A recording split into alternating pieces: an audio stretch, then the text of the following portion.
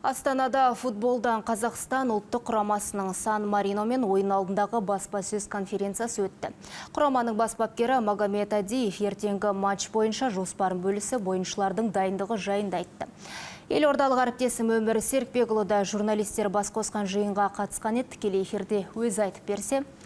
Өмір, Бақтиор Зайнудинов пен Асхат Тағыбергеннің жарақатына байланысты алаңға шықпайтыны белгілі.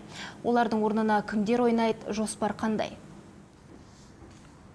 Сен эфирдесің, Өмір? Өмір, тікелей эфирдесің.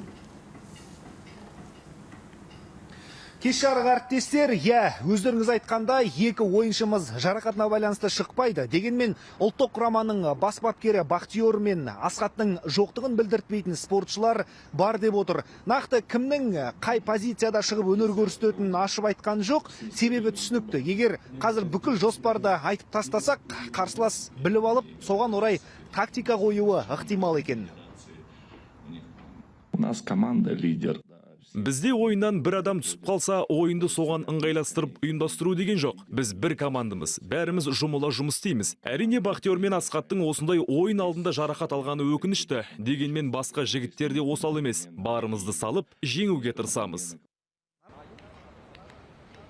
Ал ұлттық құраманың негізгі қақпашысы Игорь Шацкий алдағы екі ойында финал ретінде болатынын айтады. Өйткені бізге топтық кезеңге өту үшін тек жеңіс керек. Сондықтан Игорь әріптестерінің екі ойында да соңғы минутқа дейін бар тәжірибесін салып ойнайтынын айтты.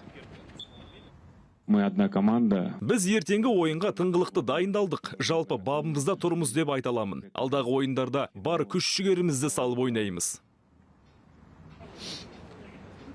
Бүгін Қазақстанмен қатар Сан-Марино командасы да баспасөз мәслихатын өткізді. Олардың бұған дейін қарсыластарынан ұтылып келе жатқанында айта кету керек, алайда ертеңгі ойынға жеңіс үшін шығамыз деп отыр.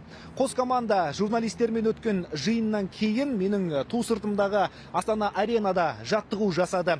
Еске салайын, 2024 жылғы Еуропа чемпионатының іріктеу кезеңіндегі Қазақстан Сан-Марино командалары арасындағы ойын ертең дәл осы Астана арена алаңында кешкі 9-да басталады. Студия. Ақпарыңа рахмет. Құрметті көрермен, бізбен Елордадан тікелей байланысқа шыққан әріптесім Өмір Серікбекұлы болатын.